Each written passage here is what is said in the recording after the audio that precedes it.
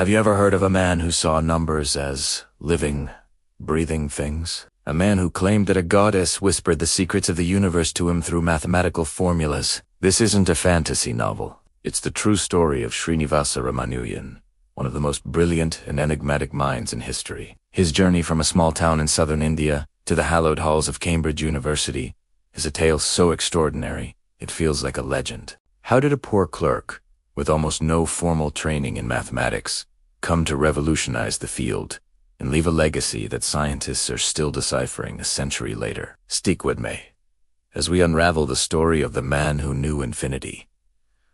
Born in 1887 in Kumbakonam, a town teeming with ancient temples, Ramanujan's life was anything but ordinary from the start. Growing up in poverty, he wasn't a standout student in the conventional sense. He failed his college exams because he couldn't be bothered with subjects like English or history. His mind was completely consumed by one thing and one thing only: numbers.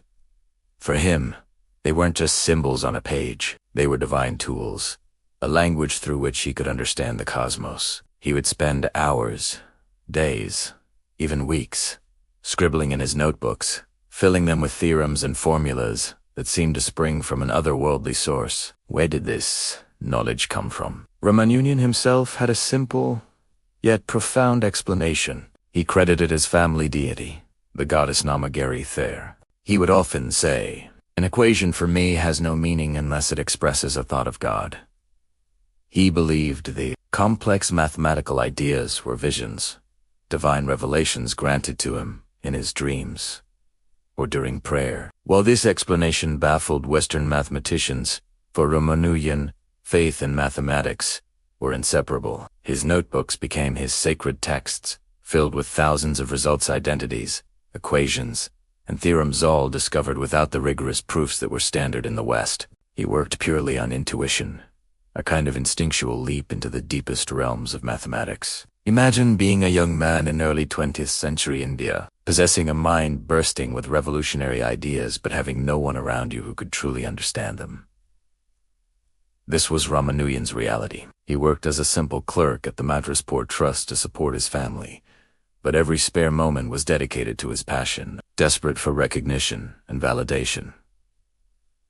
He began a remarkable letter-writing campaign. He sent samples of his work to prominent mathematicians in England, hoping someone would see the genius hidden within his unconventional The first few letters were met with silence. His work was so advanced, so alien in its form, that most dismissed it as the ramblings of an eccentric amateur. It was too strange, too far outside the established norms. But then, one letter landed on the desk of a man who would change Ramanujan's life forever. G.H. Hardy, a leading mathematician at Cambridge University. Initially, Hardy was skeptical. The pages were filled with bizarre-looking formulas he had never seen before. Some looked familiar but were slightly off. Others were completely alien. It was almost too wild to be true. Was this a hoax? A prank? But as Hardy and his colleague, J.E. Littlewood, spent the evening poring over the letter, their skepticism turned to astonishment, and then to awe. They realized they were looking at the work of a genius of the highest order, a mind comparable to legends like Euler or Gauss. Hardy famously said that some of the formulas must be true, because if they were not true, no one would have the imagination to invent them. Hardy knew he had to bring this unknown Indian prodigy to England.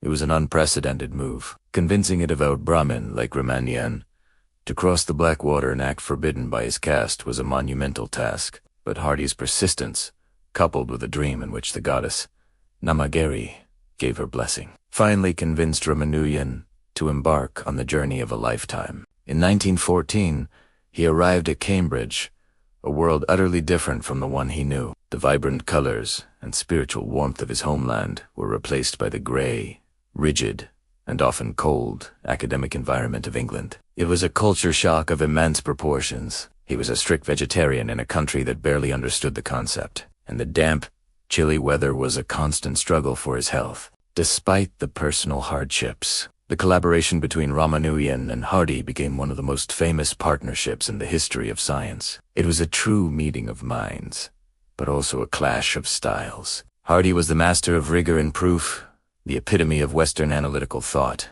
He taught Ramanujan the importance of formal, step-by-step arguments to prove his intuitive discoveries. Ramanujan, in turn, showered Hardy with a torrent of incredible new ideas that pushed the boundaries of what was thought possible. Together, they made significant breakthroughs, particularly in the theory of numbers and partitions, the study of how integers can be expressed as a sum of other integers. Their work was revolutionary, opening up entire new fields of mathematical inquiry. Hardy would later rank mathematical geniuses on a scale of 100. He gave himself a 25. His colleague Littlewood a 30, the great David Hilbert an 80, and Ramanujan a 100. Yet, as his genius flourished, his health tragically declined. The cold English climate, a diet lacking proper nutrition, and the intense stress of his work took a severe toll. He was diagnosed with tuberculosis, a devastating illness at the time.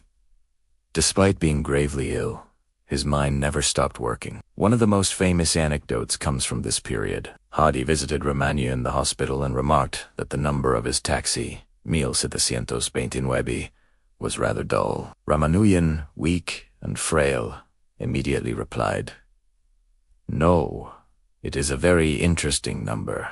It is the smallest number expressible as the sum of two cubes in two different ways." This incredible moment of insight, even on his deathbed, perfectly captured the essence of his unique connection to the world of numbers. The number 1729 is now famously known as the Hardy-Ramanujan number. Realizing he was running out of time, Ramanujan returned to India in 1919, hoping the familiar climate would help him recover.